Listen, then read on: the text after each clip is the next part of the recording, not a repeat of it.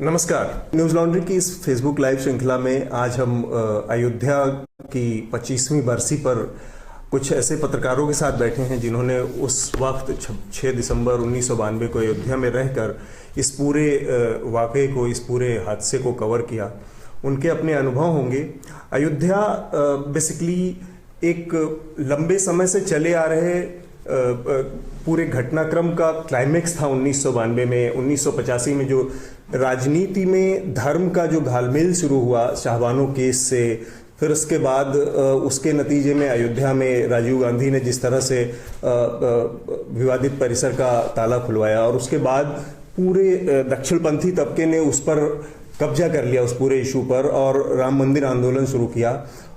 1992 का साल पॉलिटिकली और हिंदुस्तान के इतिहास के लिहाज से 90 से 92 का बीच का साल बहुत इंपॉर्टेंट है। उस छोटे से टाइम पे 3 बहुत बड़ी चीजें हिंदुस्तान की पॉलिटिक्स में आकार ले रही थी।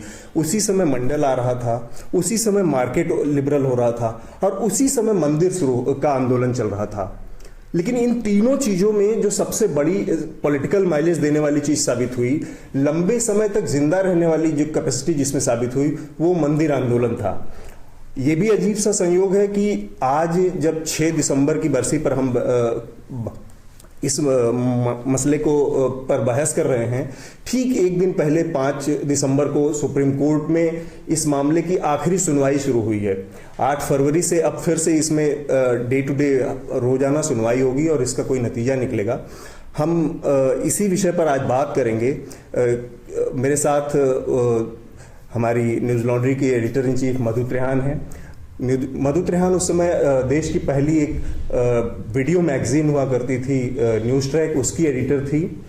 और हमारे साथ मृत्युंजय कुमार झा हैं जो उस समय वीडियो न्यूज ट्रैक के लिए अयोध्या में उस पूरे मसले को कवर कर रहे थे। उन्होंने वहाँ एक पखवाड़े से ज़्यादा समय बिताया और उस पूरे घटनाक्रम को बहुत करीब से देखा। तो हम मृत्युंजय के अनुभवों को भी सुनेंगे। और मेरे साथ हमारे न्यूज लॉन्ड्री के मैनेजिंग एडिटर रमन कृपाल जी हैं। रमन कृपाल उस समय पैट्रियट न्यूज़पेपर के लिए काम कर रहे थे और पैट्रियट की तरफ से अयोध्या के मसले को कवर कर रहे थे। और ये लोग 6 दिसंबर के उसके घटना के दिन वहां पर मौजूद थे। तो जाहिर है कि इन लोगों का जो अनुभव है वो आज 25 साल बाद जब पूरा एक मिलेनियल पीढ़ी आ गई है हमारे सामने, उसके लिए इस अयोध्या के मसले का क्या मतलब है, इन सब मसलों पर हम बात करेंगे। सबसे पहले क्यों ना मैं आपसे शुरू करूं मृत्युंजय, आप वहां पर थे। जी मधु, ये आप कह रहे थे कि उस टाइम मंडल और मंदिर पर लिबरलाइजेशन उस वक्त शुरू नहीं हुई थी, उसके बाद शुरू, क्योंकि जब हम ये कवर कर रहे थे तो उस वक्त सिर्फ न्यूज ट्रैक ही कवर कर रही थी इंडियन चैनल्स में, और कोई चैनल था ही नहीं। और दूरदर्शन था और दूरदर्शन ने बिल्कुल कुछ नहीं दिखाया। ठीक है। तो मृत्युंजय आप बताएं, आप चूंकि लंबे समय से वहां पर थे और इनफैक्ट आप पहले के बहुत सारी चीजों को देख रहे थे कि 30 तारीख को क्या हो रहा है, 1 तारीख को क्या हो रहा है, 2 को क्या हुआ। तो थोड़ा सा संक्षेप में मतलब न्यूज लॉन्ड्री के दर्शकों को बताएं कि उस दिन के क्या हालात थे और किस तरह का माहौल 6 दिसंबर को इस रूप में कल्मिनेट हुआ कि अल्टीमेटली उस परिसर को ढहा दिया गया। देखिए, उसमें जो आह्वान दिया गया था कि सरयू नदी से एक मुट्ठी बालू उठाएंगे और जहां पर वो विवादित जमीन है, ठीक जो मंदिर है, उसके बाद वहां पर एक जगह निर्धारित की गई थी कि वहां पर एक मुट्ठी लाकर वो डाल देंगे। और उन्होंने कहा तो 5 लाख लोग आएंगे। और जब हम 22 तारीख को पहुंचे थे और वहां पर मेरे साथ बहुत ही अनुभवी कैमरामैन, जिस तरह से उन्होंने शूट किया, वो बिल्कुल जिसको कहते हैं शूट टू एडिक्ट, एक शॉट जो लिए गए। भरतराज वो भी उस समय न्यूज ट्रैक के कैमरामैन थे। तो उस समय भीड़ रोज बढ़ रही थी और हर शाम हम लोग जाते थे कारसेवकपुरम में। कारसेवकपुरम में ही सारे कारसेवक वहां रुके हुए थे। सारे बीएचपी के नेता, आरएसएस के नेता, सारे लोग वहीं थे। और जब उनसे बात करते थे, बिना कैमरे के जाते थे, तो बात करने से ये एहसास मिलने लगा था कि इस बार कहीं न कहीं इन लोगों में इस बात को लेकर ये अपनी कोई रणनीति बना रहे हैं, कोई स्ट्रैटेजी ये जरूर तैयार कर रहे हैं। और बार बार एक बात जो निकल कर आ रही थी कि 1990 में जब मुलायम सिंह चीफ मिनिस्टर थे और जब वहाँ पर भी उस समय भी एक कार सेवक का हुजूम वहां पर पहुंचा था और कुछ लोग चढ़ भी गए थे गुंबद पे, और उसके बाद गोली चली थी। तो कहीं कहीं उसमें था कि इस बार ये नहीं होंगे और उसका बदला लेंगे। तो 2 दिन 3 दिन 4 दिन 5 दिन 27 तारीख के 27 या 28 या 27-28 को हमने मधु को फोन किया कि मधु एक टीम की और जरूरत है। तो मधु ने कहा सवाल नहीं होता, क्योंकि इसके पहले मनोज जो मेरे वरिष्ठ सहयोगी थे वहाँ, मनोज रघुवंशी, वो जाके कवर करते थे, बोले कि मनोज भी यही कहता कोई नहीं होगा, कुछ नहीं होगा। और अगर आप देखें तो जिस तरह से तैयारी की गई थी, उगला रेजिमेंट का हेडक्वार्टर फैजाबाद में है, रैपिड एक्शन फोर्स की वहां पर कम से कम 3000 से जवान लगाए गए थे, रोज फ्लैग मार्च हो रहा था। और उसके जो कमांडर थे उनका कहना था कि 10 मिनट के अंदर हम 2 लाख लोगों को रबड़ की गोली चलाकर डिस्पर्स कर सकते हैं। तो उसका ये बैकग्राउंड था। और जिस तरीके से चल रहा था, वो इतने सारे कार सेवक आ गए थे वहां पे। अब कुछ लोग प्रैक्टिस कर रहे हैं मिट्टी के जो बड़े बड़े सरयू किनारे जो काफी बड़े बिल्डिंग हैं, उसको रस्सियां लेकर हटाना, उसको लेकर गिराना, मतलब चल रही थी प्रैक्टिस। हाँ, तो वो बाद में हमको पता चला कि जब हमने देखा हुआ तब लगा कि वो ये सब चीज तो प्रैक्टिस में चल रहा है। रमन सर आप बताएं। एक बात हमने कहा ना कि जब ये मसला शुरू हुआ तो न्यूज ट्रैक में एक जो जर्नलिस्ट था मेरे कमरे में घुस के चुपके मुझे कहता था ये कहानी मेरी है, क्योंकि मैंने वो कवर किया था और कुछ कनेक्शन निकाल के मुझे भेजो कोई और आता था। ये असल में मेरी ही कहानी है और किसी को समझ ही नहीं है। ये घटना असल में पूरी बात बताती है कि कितना ऐतिहासिक था ये। तो ये सारे जो जर्नलिस्ट, मैं ख्याल एक भी जर्नलिस्ट नहीं था जिसने मेरे कमरे में अकेले घुस के बोला कि मधु ये तो मेरी कहानी है। तो सब मतलब लड़ लुड़ के पहले मृत्युंजय को भेजा, और जब पता लगा कि इतना कुछ हो रहा है तब मनोज को भेजा, क्योंकि एक टीम से बिल्कुल नहीं कवर हो सका क्योंकि इतनी इंसिडेंट्स हो रही थी अलग अलग जगह में। और जो हमने कैप्चर किया वो भरतराज की खूबी है कि बाकी जो भी कैमरामैन थे वो ढांचे पर फोकस किया हुआ था, और एक टेरेस पर ब्यूरोक्रेट्स बैठे थे, ऑब्जर्वर विद चाय पी रहे थे, चाय आ रही थी, बिस्किट आ रही थी, बहुत कैजुअल माहौल था पूरा। नहीं कैजुअल नहीं था, नीचे हंगामा चल रहा था, पर वो चाय पी रहे थे। This is a comment on our observers ना कि हम तो अफसर हैं, हमने ऑब्जर्व करना। And with the hotline, he had the hotline from Delhi. Yeah. So now the brilliance, now anyone else would have gotten a Pulitzer Prize or a Goenka Prize the way these boys did it. Especially Bharat के सारे camera ढांचे पर थे और नीचे उसने notice किया लोग हट रहे हैं कैसे। नहीं, कांस्टेबल्स को जो सीनियर ऑफिसर था DB रॉय, बाद में ही was the SC also, उनको बोल रहा था कि रोको, गोली चलाओ, रोको, जाओ। और वो जो कांस्टेबल्स थे हिल नहीं रहे थे, ऐसे ऐसे शफल कर रहे थे, इधर उधर देख रहे थे। It was a kind of silent mutiny type. It was a silent. Now it could have been either. It could have been a silent mutiny or it could have been a pre-planned move कि हम observers के सामने तुम लोग खड़े हो जाना और मैं बोलूँगा चलो चलो और तुम कुछ नहीं करना. That is also possible.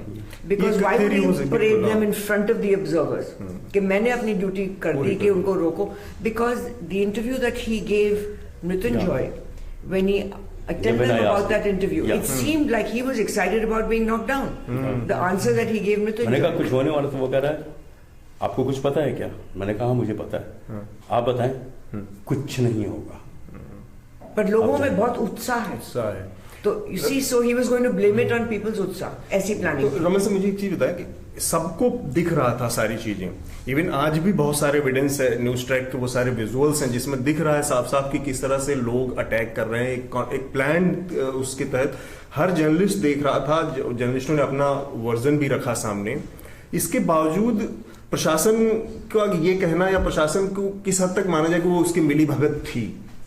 क्योंकि सब कुछ जब दिख रहा है कि प्रैक्टिस भी हो रही है, डिमोलिशन की वहां पे कोशिश भी की जा रही है, इसके बाद भी प्रशासन को नजर नहीं है, बाकी सबको दिख गया या उस लेवल की तैयारी नहीं। आप बता रहे हैं कि वहां पे रेजिमेंट है फैजाबाद में, बगल में सेंट्रल फोर्सेस की, 2 मिनट में 10 मिनट का मूव है, 1 मिनट में कोऑर्डिनेट ऑफ किया जा सकता था, ये सब क्यों नहीं? ये तो चेस गेम थी ना, जैसे प्लानिंग, ऐसे कोई इग्नोरेंस में नहीं कुछ हो रहा था। जो Kalyan Singh, Narasimha Rao, it was in my assessment it was a collusion on how it would be done. नहीं, मैं वहाँ पे 3 तारीख को पहुँचा था और पैट्रियट में भी फंड्स की उस समय बड़ी प्रॉब्लम थी and we had no provisions for crowd funding at that time. So 1992 and I think perhaps I used to be the only newspaper which did not have the fax facility. Okay. So all the newspapers had the fax facility, so I had to type on the teleprinter at the post office. Okay. तो मैं 3 तारीख को वहाँ पहुँचा था, बड़ी मुश्किल से 5,000 रुपये इकट्ठे करके. तो मैंने कहा मुझे जाने दो, तो 3rd क्लास का डब्बा लेके ट्रेन से मैं और मेरा photographer, so 2 of us reached there. और 3 तारीख से मैंने वहाँ पे चेस करना शुरू किया, लेकिन मैंने थोड़ा होमवर्क कर लिया था, कुछ अपनी नेटवर्किंग. वहाँ पे कैंटोनमेंट एरिया है, वहाँ पे मिलिट्री इंटेलिजेंस है जो काफ़ी लोगों को नहीं पता था उस समय. तो मिलिट्री इंटेलिजेंस में मैंने सोर्सेज भी निकाले. तो मैं एक तो ग्राउंड सिचुएशन था कंप्लीट फ्रेंजिक, कंप्लीट. मैंने I have never seen a scene like that. So many people, so many of them and so aggressive. आप सुबह 6 बजे से अगर कवर करना शुरू करेंगे, सबसे पहले आपको 5 या 6 बजे सरयू रिवर जाइए. आप सरयू रिवर में आप जो वहाँ पे बहुत सारे नाई बैठे होंगे, कतार में ये स्वयं सेवक जो से बैठे हुए हैं, जितने भी जो से लोग आए हैं, कोई यहाँ पे स्वास्तिक का कटिंग करवा रहा है, कोई ओम का कटिंग करवा रहा है. तो मतलब कि इवन जो हेयर कट्स था वो भी पूरा का पूरा एक अग्रेशन और एक फ्रेंजी दिखा रहा था वहाँ पे. तो हम लोग के पास तो जैसे मैंने कहा पैसे नहीं थे, तो मैं दूसरे रिपोर्टर के साथ उनकी कार में मूव करता था. तो कार में भी जब जा रहे, first I just want to highlight the kind of frenzy it was. Like for us also it was so difficult to move around, क्योंकि हम कार में घूम रहे हैं तो ये रिपोर्टर होंगे, तो वो हमारे गिरेबान को पकड़ के कहेंगे बोलो राम का एक, हाँ, जय श्री राम. तो हम जय श्री राम बोलेंगे, तो उसके बाद फिर कार को वो आगे मूव करना. कार मूव ही नहीं कर सकती, इतने सारे लोग थे. तो इतना फ्रेंजी हमने देखा. तो उसमें क्या था कि 3 डेली की रिपोर्टिंग तो हम कर रहे हैं. 5 तारीख 5th was very very crucial. वहाँ पे वीएचपी के जो जिनकी डेथ हो गई अभी है, अशोक सिंघल. हाँ, अशोक सिंघल, उन्होंने वहाँ पे प्रेस कॉन्फ्रेंस की थी और कहा था कि it's going to be a symbolic kar seva. Symbolic kar seva कि कुछ नहीं होगा, सिंबॉलिक कार सेवा. वहाँ पे मैंने ये बात मैंने लिब्रान कमीशन के सामने भी बोली थी. ज़्यादा बोलने नहीं दिया था मुझे, क्योंकि उसमें यस और नो में करते हैं. But I had written a reporter's diary. There used to be a magazine called Link with Patriot. So I had written a reporter's diary from 3rd to 10th. I mean my every day what I did. तो वहाँ पे एक Bihar regiment थी, अभी I can share it at that time.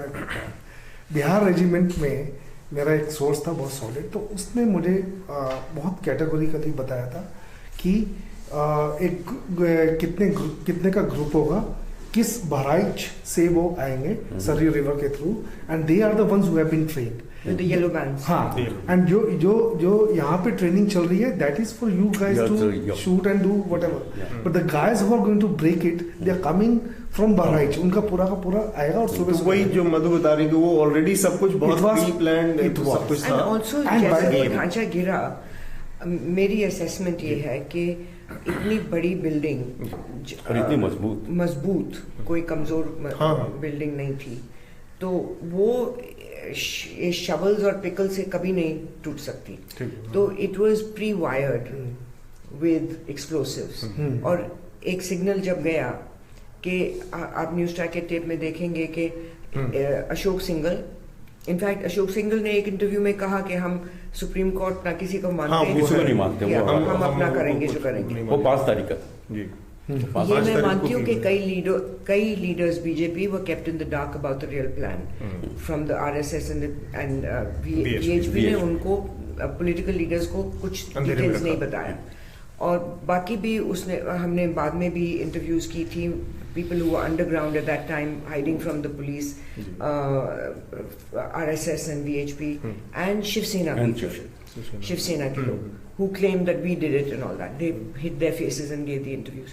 But at that time, when that a signal was given by Ashok Singhal and he can be seen on the tapes कि वो जो बाकी लोगों को धक्का दे रहा है सिर्फ पीले वही आगे जा रहा है। हाँ, वो अंदर जा रहे हैं बिकॉज दे वर ट्रेन के क्या क्या करना है and at a signal then everyone got off the ढांचा एंड देन द एक्सप्लोसिव। ये बहुत सरप्राइजिंग था कि इतनी भीड़ उस पर चढ़ी थी लेकिन कोई कैजुअलिटी उस तरह की नहीं हुई और पूरा ढांचा ठहर गया। काफी लोग गिरे थे, काफी लोग उसमें गिरे थे, पर वो ऑर्डिनरी कार थे। पर उन्हें बात जो जब अनाउंस किया कि उतरो उतरो उतरो, कई लोग नहीं उतरे, उनको चोट लगी।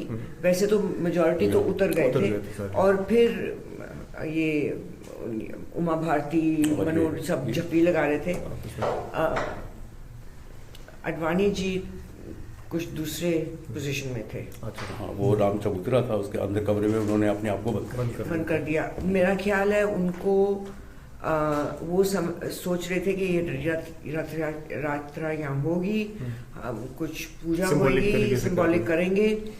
उन्होंने रोकने की कोशिश भी। मेरा ख्याल चाहे कितने भी वो हिंदुत्व के बिलीवर हैं, इन दी एंड वो भी लाहौर के पड़े हुए हैं। तो कराची, लाहौर के और मतलब कराची हाँ। और सिंधी। सो कुछ उनको बहुत शौक लगा कि असल में ये हो ही गया। तो वो मोमेंट्स कुछ उनको he was reportedly very very upset and put in isolation because he got। एक छोटा सा सवाल मधु आपसे, आपको जब क्योंकि रिपोर्टर नॉर्मली होता है कि एडिटर अपने रिपोर्टर पे भरोसा करता है, आप जब मुझे बार बार कह रहे थे, आज मैं इनकी स्टोरी भी पढ़ रहा था कि एक टीम चाहिए क्योंकि यहाँ पे स्थिति, तो आपको क्यों ऐसा लग रहा था कि शायद सब कुछ आराम से निपट जाएगा? ऐसा लग रहा था कि एक टीम नहीं भेजने की जरूरत? क्योंकि आप कहते हैं ना रिसोर्सेज की बात होती है, तो 2 टीम को भेजना एक स्टोरी के लिए हमने कभी नहीं की। इलेक्शन कवरेज में भी कैंपेन्स हम करते थे तो एक टीम जाती थी, तो कभी भी 2 टीम नहीं गए। अब जब काफी कुछ पता लग रहा था कि ये हो रहा है, और ये भी देखो कि मिस्टर मनोज रघुवंशी ने जब वापस आया 36 tapes. How much is that? It's more than 2 feature films. Yeah. VHS tape. VHS tape 36. Yomatic. बिल्कुल सब कुछ की। जो भी मिला सब ले लिया। सब ठीक है। अगर हम 3 फीचर फिल्म बनाते या सीरीज नेटफ्लिक्स के लिए डॉक्यूमेंट्रीज बनाते तो काम आती। नहीं, वो टेप तो हम लोगों ने शूट किया था, मनोज का तो कैमरा ही टूट गया था।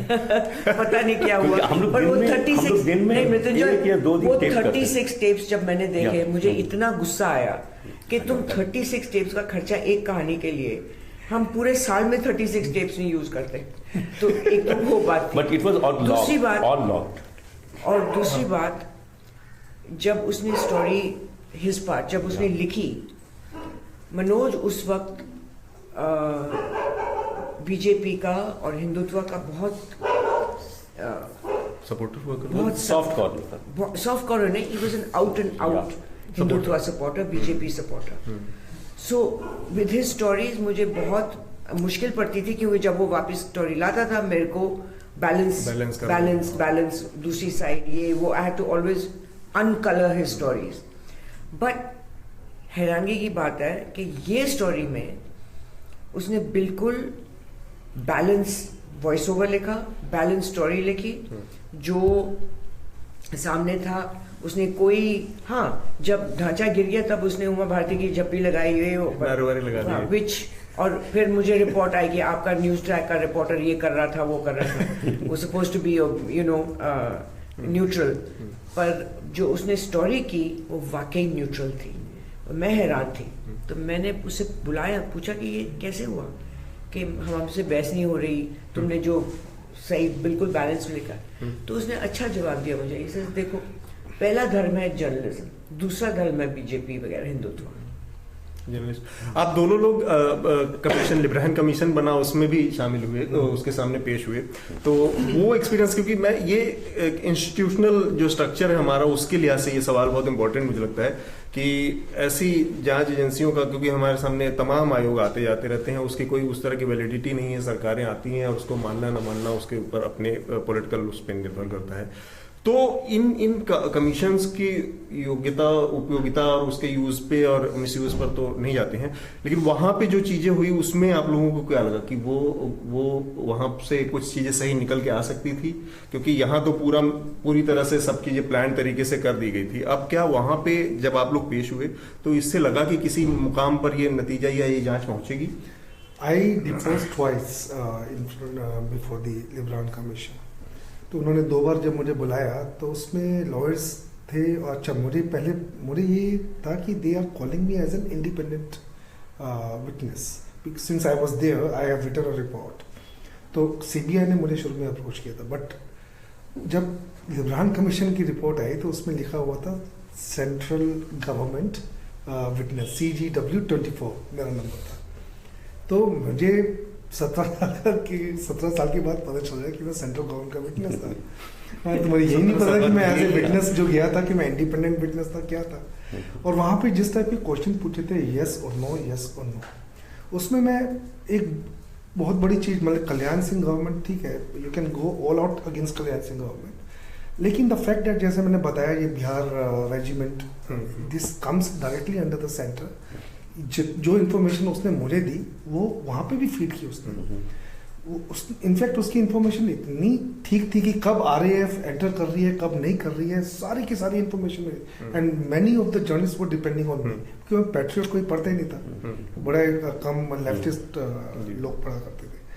तो उसमें एक बड़ी जो एक चीज मैं बताना चाहता था कि सेंट्रल गवर्नमेंट का भी इक्वली रिस्पॉन्सिबल फॉर दिस।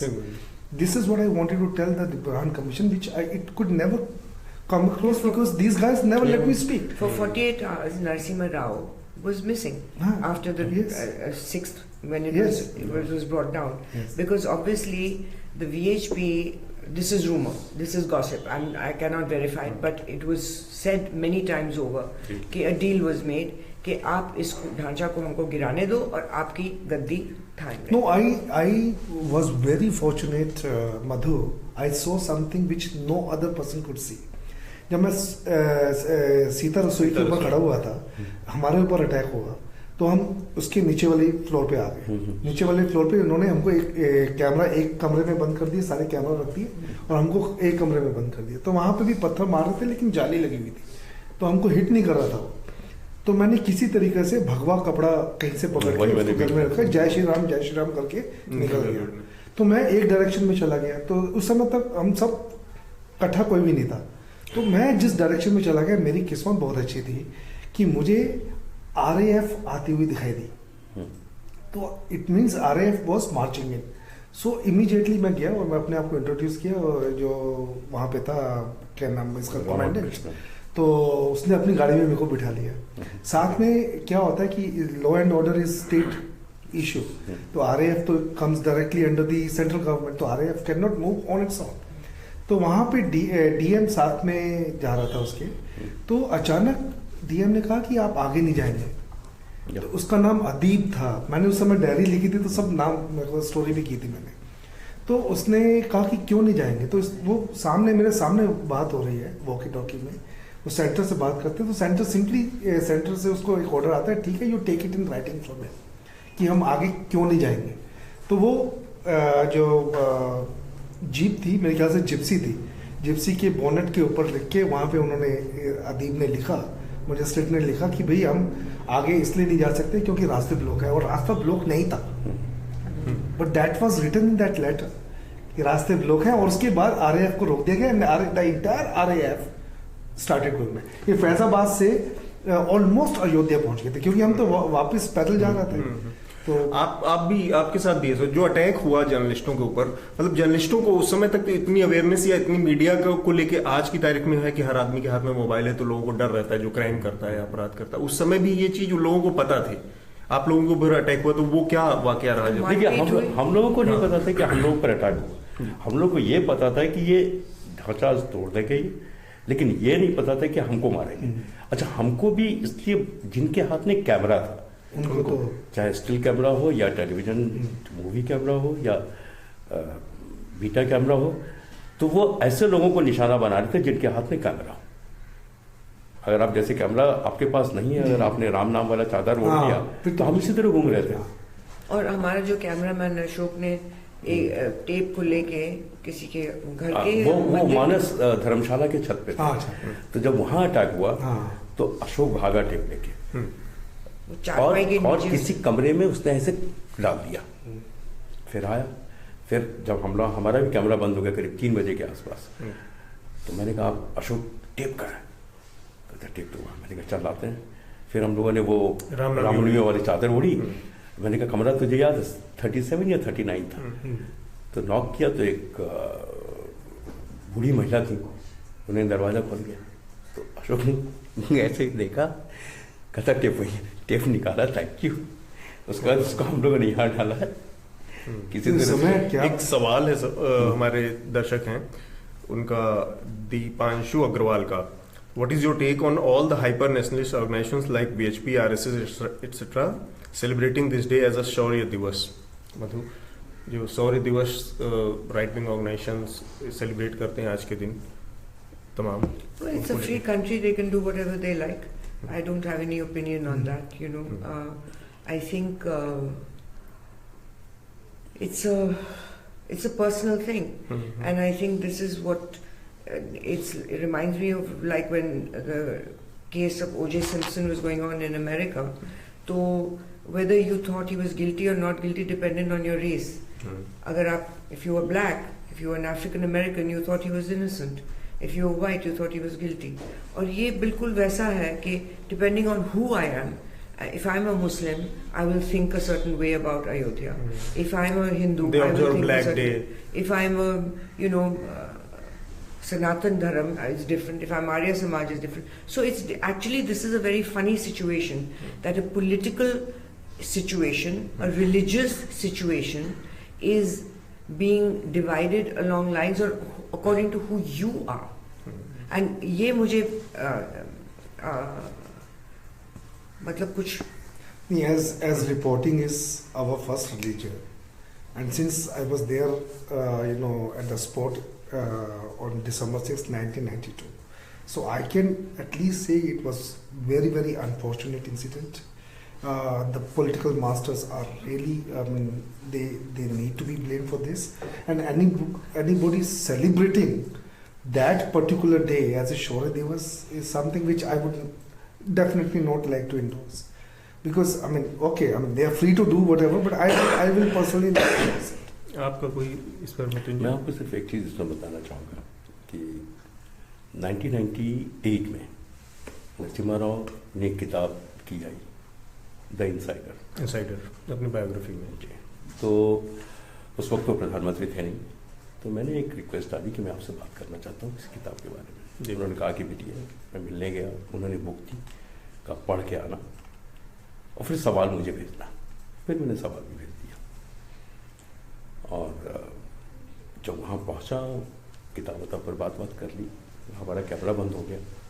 मैंने कहा एक सवाल मैं आपसे पूछना चाहता हूँ, और ये मतलब मैं कहीं इसको कोट नहीं ऑफ द रिकॉर्ड एक कैमरा भी हमारा बंद है। बोले पूछिए। तो मैंने कहा कि 6 दिसंबर को आप रोक सकते थे। They didn't say anything, मेरी तरफ देखा, नमस्ते, उठ के चले गए। और वो दरवाजे तक गए, फिर वापस आए। उन्होंने कहा आपको लगता नहीं है कि उस वक्त की वो ज़रूरत थी? मैंने कहा कि मैंने सवाल आपसे पूछ रहा हूँ सर। तो बोले नहीं कहना, चले। तो ये आज ऑन रिकॉर्ड हो गया। और ये कांग्रेस का बहुत अजीब सा कैच-22 में फंसे हुए हैं, क्योंकि कांग्रेस और बीजेपी ये नहीं चाहती कि ये कोई चीज उन पर हाईलाइट होए, पर Congress is highly responsible in every way. ये अगला सवाल भी था मधुमेर आपसे कि एक तो अयोध्या में बहुत सारी चीजें हो रही थी जिसको Let me just explain that they don't think that the Congress party was responsible for the locks being opened. Nehru was also responsible. Rajiv Gandhi was also took the next step, and then Narasimha Rao. So at every step of the way, the Congress party has been doing exactly what the BJP would want to do also. They always believed it. So they're doing the same. They have been doing the same thing, but to keep the Muslim vote bank happy, उनने ये ज़्यादा बोला. अगर ज़्यादा बोलते It's the policy of appeasement that both the parties have been doing. पर ये कैसी appeasement हुए जो साथ करते जाओ हिंदुत्व को फॉलो करो. लेकिन ये तो ब्लंडर रहा ना कि जिस दिन पहले दिन 49 में वहां पे आइडल्स अपीयर हुए तब आपने कोई स्टैंड नहीं लिया, वहां पे दूसरी तरह की पूजा शुरू हो गई, फिर राजीव गांधी ताला खोलने पहुंच गए, फिर तो कांग्रेस भी तो अपने कर्मों के अपने ब्लंडर्स का ही खामियाजा भुगत रही है. एक और चीज चल रही थी मधु यहाँ पे रमन और कई लोग ब्लंडर्स नहीं समझते. कई लोग सोचेंगे ये उनने बहुत अच्छे काम किए कि हेल्प किया हिंदुत्व को. हाँ, पॉलिटिकल इसी तरह से. हाँ, और कांग्रेस मान नहीं सकती कि हमने हिंदुत्व को हेल्प किया. अगर वो बोलेंगे तो वो मुस्लिम वोट बैंक, अगर वो मतलब हिंदुत्व को के हेल्प से जीतना चाहती है तो then they should publicise it because that is the truth. एक और कहानी है मधु, जब अयोध्या में चीजें चल रही थी तो रमन और मृत्युंजय आप कवर कर रहे थे, उसी समय बहुत सारी चीजें दिल्ली के पॉलिटिकल सर्कल्स में भी चल रही थी. क्योंकि आप दिल्ली में रह के पूरे मामले को देख रही थी, हैंडल कर रही थी, तो एक तो यहाँ के पॉलिटिकल उसमें जो चीजें चल रही थी, चाहे गॉसिप हो या ऑफ द रिकॉर्ड जैसी चीजें भी हो, वो क्या माहौल था. और दूसरा ये मैंने जो सुना कि न्यूज ट्रैक की उस स्टोरी को चलवाने के लिए भी बहुत सारी कहानियां, बहुत सारी मेहनत और दूसरे तरह के अड़ंगे आए, सेंसर से वो पास कराना और ये सब, वो क्या अनुभव था, वो एक्सपीरियंसेस क्या रहा? वो ऐसा था कि उस वक्त क्योंकि वो लिबरलाइजेशन नहीं थी तो it was illegal to broadcast, तो वो ब्रॉडकास्ट नहीं कर सके, तो we used to make this video cassette जो you could subscribe to it, तो आपके घर पहुंचता था through courier, like a magazine would arrive through subscription, या आप वीडियो शॉप से रेंट कर सकते थे. ज्यादातर लोग रेंट करते थे. So but we had a good subscription base also, क्योंकि हमारी एडवर्टाइजिंग भी खूब चली उसमें. फिर तो in that case we were under law to get it cleared by the it's the border certification. It is a censor board, in euphemistically it's actually a border certificate. They're only supposed to certify it. So they banned the whole tape. So I made a presentation to them. बहुत मैंने उनसे मतलब points बताए ये वो, they weren't ready to listen because you know I feel the censor board is very arrogant position कि हम देख सकते हैं क्योंकि हम पहुंचे हुए पढ़े लिखे हैं, पर आम आदमी नहीं देख सकता क्योंकि वो पागल है. And I think it's usually the opposite.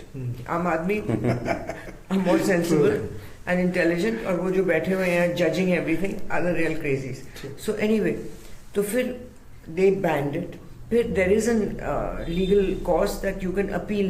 Tribunal appellate है बॉम्बे में, अपेलेट ट्राइब्यूनल कुछ ऐसे, जस्टिस लेंटन वाज हेडिंग है. तो मैं टेप वहां लेके गई, वहां स्क्रीनिंग रूम था. बॉम्बे गई? मैं बॉम्बे गई टेप लेके, तो वहां पूरा उनकी जूरी बैठी, and I think there about 15 people, different, कोई जजेस, कोई you know very senior people, and justice Lentin headed it. तो उनने टेप सारा देखा, उनने एक कट नहीं बोला, एक चीज नहीं बोली कि ये निकालो ये ना निकालो, और उनने ऑर्डर लिखा कि not only should this not be banned, it should be required viewing for every Indian citizen. अब ऐसे भी justices होते थे. अब which brings us, if I may, to this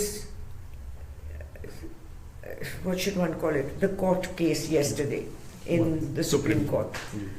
तो जो वहाँ बातचीत चली और एक्सचेंज चला बिटवीन द जजेस, द 3 जजेस, Ashok Bhushan, the Chief Justice, Deepak Mishra and Nazir. उसमें अगर हम उस पर चर्चा जरा उस पर ध्यान दें तो कपिल सिब्बल ने अपनी पोजीशन बताई कि पोस्टपोन कर दीजिए टिल फरवरी क्योंकि ये इलेक्शन की चाल है. वो जो हरीश साल्वे ने कहा कि ये व्हाट जो बाहर हो रहा है होने दो, आप ये कोर्ट है, आपको जो ये प्रॉपर्टी की डिस्प्यूट है, आप इसी पर रहना। और चीफ जस्टिस ने कहा कि हमें कोई फर्क नहीं पड़ता कि बाहर क्या होएगा क्या नहीं होएगा, कोई रैमिफिकेशंस कुछ भी होए, हम सिर्फ ये लीगली हम देखेंगे कि ये प्रॉपर्टी की चीज है। अब ये मुझे बहुत अजीब और कंफ्यूजिंग स्टेटमेंट है, क्योंकि it's a bit of a hypocrisy, क्योंकि अगर ये सिर्फ लीगल डिस्प्यूट है, it's just a property dispute, then आपने एक मुसलमान को क्यों बेंच पर रखा? धर्म की भी डिस्प्यूट है इसमें, बिल्कुल पॉलिटिकल डिस्प्यूट है। तो आप कैसे ये नहीं मानते कि ये जो केस है इसकी रैमिफिकेशंस पॉलिटिकल भी हैं, रिलीजियस भी हैं, और जो फॉल आउट होएगा किसी भी साइड से लोग मर सकते हैं। वो इसी के फैसले से ही होगा जब उसका नतीजा है। तो जो अगर वो करेंगे सिर्फ एज अ प्रॉपर्टी डिस्प्यूट, जैसे बिटवीन टू फार्मर्स और between a family, it's not quite that. So for him to say that I am only going to look at that, बहुत मतलब बहुत सोच समझ के दिया गया बयान नहीं है वो। ये अजीब सी बात है। ऐसा कोई ये कैसे कह सकते हैं कि इलेक्शन से रिलेटेड नहीं है? ये कैसे कह सकते हैं कि धर्म से रिलेटेड नहीं है? ये कैसे कह सकते हैं कि सिर्फ प्रॉपर्टी है, 7 एकर्स है, ये कैसे बांटनी है? कोई फैमिली डिस्प्यूट थोड़ी ना है। इट्स अ वेरी 1885 से देश के किसी भी जमीन के मामले से इस जमीन के मामले को जोड़ना, मतलब इतनी सारी चीजों को नजरअंदाज करना है कि 2000 से ज्यादा लोगों की मौत किस जमीन की लड़ाई के लिए आज तक हुई है। आप देखिए उसमें एक कितने सारे टीके हैं इसकी हिस्ट्री इसी से शुरू हुई है। इसी के लिए कहा जाता था मंडल एंड कमंडल। मंडल का जब उन्होंने वीपी सिंह के जमाने में जब उन्होंने मंडल शुरू किया रिकमेंडेशन को, तो उसके काउंटर नैरेटिव उसको काउंटर करने के लिए ये यात्रा शुरू की गई। और उसी चक्कर में 23 अक्टूबर को जब आडवाणी जी गिरफ्तार हुए थे तो वीपी सिंह की सरकार गिरा दी गई थी। जी बिल्कुल। मतलब एक और चीज है, मतलब हम लोग अभी आपने जो जिक्र किया कि कांग्रेस की जो गड़बड़ियां रही पॉलिटिकली, अब ये कहीं ना कहीं जो अयोध्या का मामला है, कहीं ना कहीं ये हमारा जो डेमोक्रेटिक जो फंड स्ट्रक्चर है, जो इंस्टीट्यूशनल बॉडीज हैं, जो संस्थान है, उनकी कमजोरी या उनके मतलब वो अभी भी इतने मजबूत नहीं है कि किसी भी इस तरह के जो बड़े मसले आए हैं, बड़े जब झटके आते हैं तो उसको झेल सकें, उसका सामना कर सकें। चाहे इमरजेंसी हो, सुप्रीम कोर्ट ने जिस तरह से लेट डाउन किया हमें उस टाइम पे, पूरे इमरजेंसी के टाइम पे, जबकि वो रोक सकते थे या एटलीस्ट अपना प्रोटेस्ट दर्ज करा सकते थे। तो वो हमारा जो डेमोक्रेटिक स्ट्रक्चर में इंस्टीट्यूशंस हैं वो इतने मजबूत क्यों नहीं हो पाए साहब, या क्यों नहीं हो पाते? क्योंकि अतुल ऐसा है कि इंस्टीट्यूशंस बिल्डिंग्स नहीं है, institutions are not offices, institutions are built by human beings. तो अगर जैसे you're too young to know, but before Session became election commissioner, किसी ने वो election commission का नाम सुना था कि है भी कि नहीं, और अब भी भूलते जा रहे हैं, और अब भूलते जा रहे हैं। जब सेशन था उसने रूल्स पढ़े, पहला कमिश्नर ने पहले रूल्स पढ़े। I mean personally I found him a very difficult, strange man. That's a different thing. He had gone to he was a very strange fellow and rude to interview. You had to tolerate a lot, if at all. Anyway, so he read the rules and he implemented them, and suddenly the election commission became a powerful body. Yes. It was the most powerful body. Exactly. It could just stop an election, it could stop a party, it could stop a person from his standing, it could do anything because he read the rules and he implemented. Ab ye hai कि whether it's the Supreme Court or whether it's the CAG or whether it depends. CAG also came exactly. up for a while. कि जब भी it is who are the people manning that institution who use the rules to implement them. अब ये बात है कि if what people भूल जाते हैं लोग कि जब इमरजेंसी हो रही थी, आप समझते हो कि पूरा देश इमरजेंसी खिलाफ लड़ रहा था, और ये जो अब हीरोज बने हुए हैं जो जेल गए थे, कितने उनने मतलब सैक्रिफाइस किया। 90% of the people were supporting the emergency.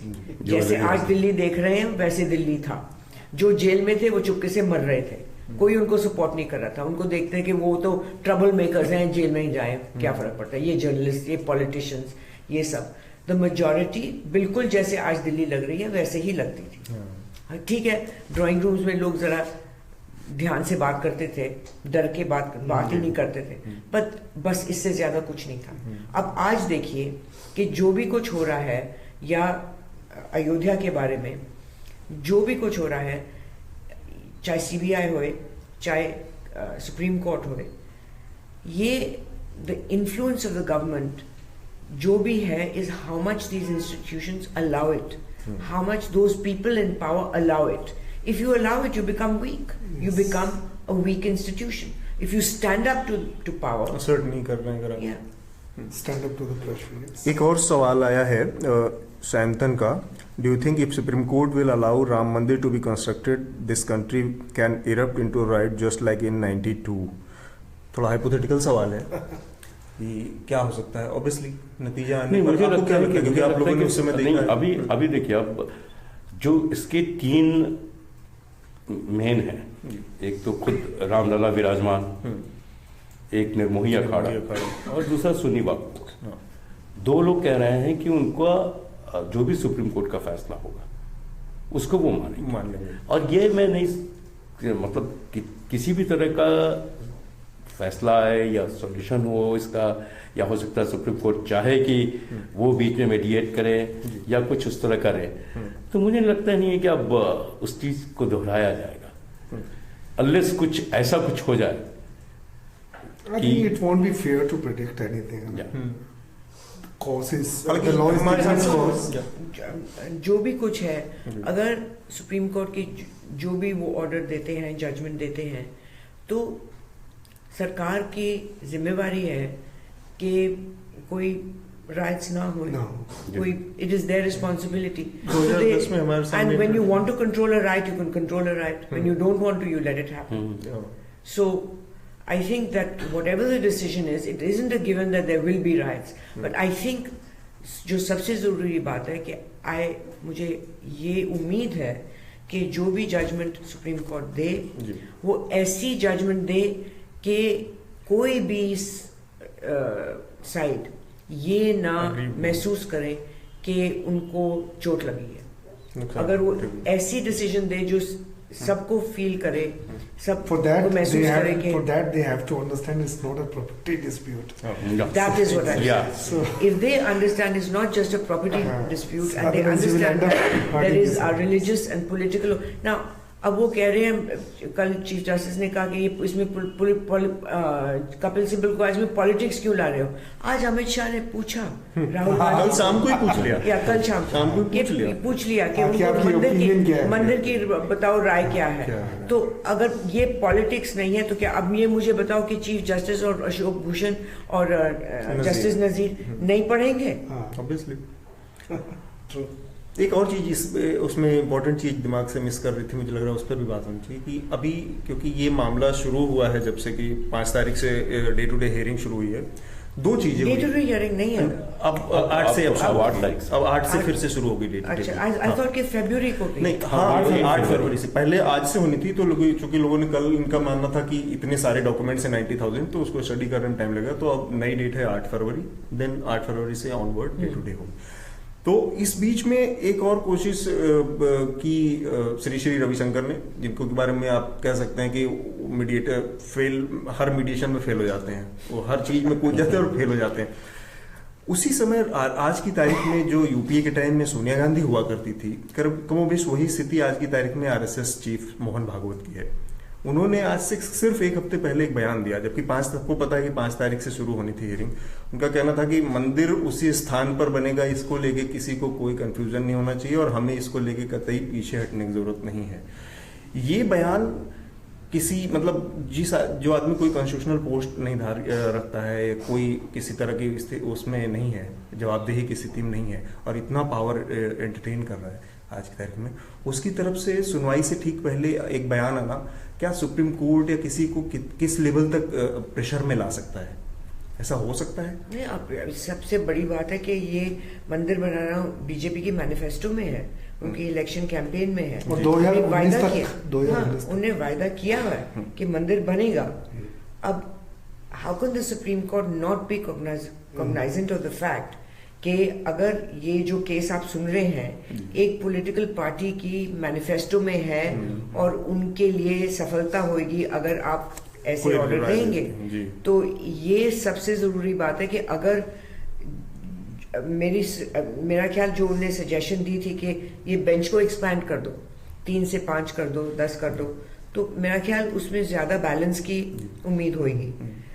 पर सिर्फ 3 से कुछ भी हो सकता है। हाँ, 5 की तो लार्जर बेंच में ज्यादा कंसेंसस और आराम और ज्यादा चीजें। They also have to take note of the fact when it comes to this, whether it's a political or the property dispute. No, BJP has a policy paper on Ram Temple. They have a policy paper on Kashmir. So how can you tell that the case is not political? And there is another thing. एक चीज उसमें मंदिर है वहाँ पे जी, पूजा आज भी हो रही है। तो कोर्ट जब भी फैसला सुनाएगा तो ये इस चीज को रखेगा कि एक जगह पर है जहाँ पर पूजा भी हो रही है। हाँ, जी। और सारी कुछ तैयार, मतलब वीएचपी ने सारा कुछ तैयार किया है, फोरम में सब कुछ रखा है मंदिर का। वो तो बहुत पहले तैयार है, कार्विंग्स तैयार है, स्टैचूज तैयार हैं, सारे जो सब कुछ तैयार है, बस शिफ्ट इन की बात है। एक बहुत अच्छा सवाल निकुंज त्रिवेदी ने भेजा है।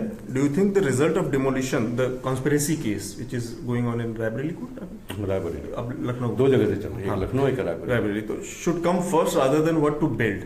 ये इंपॉर्टेंट सवाल है कि अगर ये तय हो गया कि उसको कॉन्स्पिरेसी करके बाद में आता है और सुप्रीम कोर्ट पहले ये फैसला दे देती है और यहाँ पे मंदिर बन जाता है, तो हाँ, अच्छा ये नहीं होगा सुप्रीम कोर्ट इंतजार करे इस पहले कि उस कॉन्स्पिरेसी केस में फैसला आ जाए, ये पता चल जाए कि इसको किस तरह से गिराया गया, कौन कौन लोग इन्वॉल्व थे, उस निर्णय के बाद मंदिर बनाने, मस्जिद बनाने का फैसला supreme court they? No, these two things are different in a way. The conspiracy was a criminal act. Bringing down a building is a criminal act. So there the law will take its own course. It should not, I mean, if Supreme Court, whatever decision they take. अच्छा, ये उसमें उसके dispute पे नहीं जा रही है, क्या होना चाहिए क्या नहीं जाना चाहिए? That was a criminal act. जी. There were criminal act. People were identified.